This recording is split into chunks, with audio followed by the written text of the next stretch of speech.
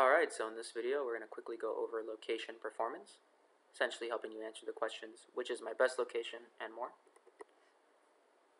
So this is a cost of care matrix. Each dot represents a location. On the vertical axis we have the cost of care per encounter, and then we have encounters per day on the horizontal axis. So this location here has a high cost of care and it has a high count of encounters. So understanding what their operational difficulties are could help you improve the cost of care at this location. And then this location here has a high number of encounters and a low cost of care.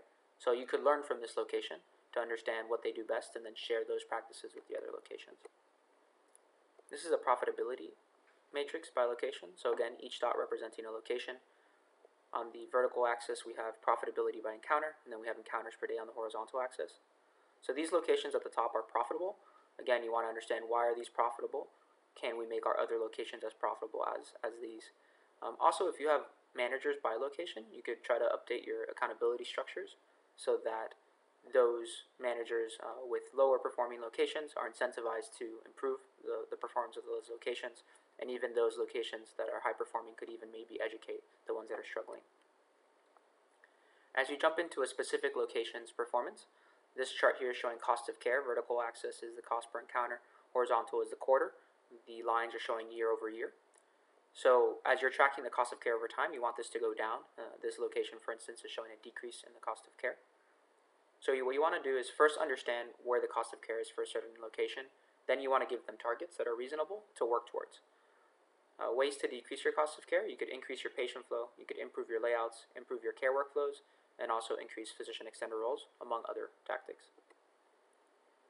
To help answer the question, are we seeing more patients? So here, this is again for a specific location. You can see encounters by day on the vertical axis, the quarters again on the horizontal axis, and the years are differentiating the year-over-year comparison for the line.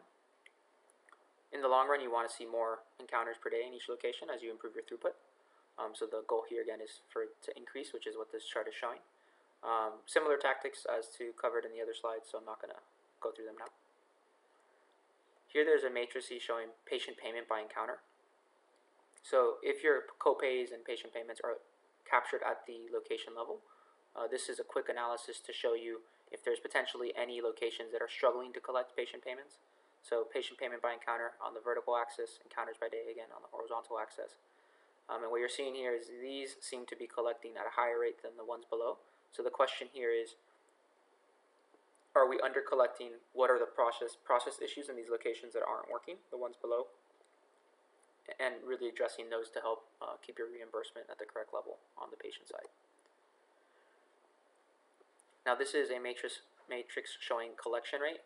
So on the vertical axis we have collection rate as a percentage of Medicare allowable. And then what we have here is each dot again representing a location.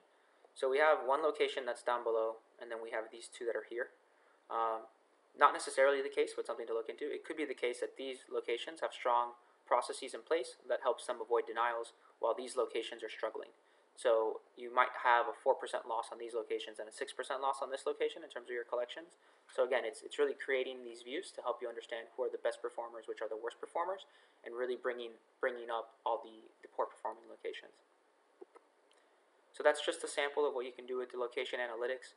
If you need help to take advantage of your data, please reach out. We'd be happy to help out with that.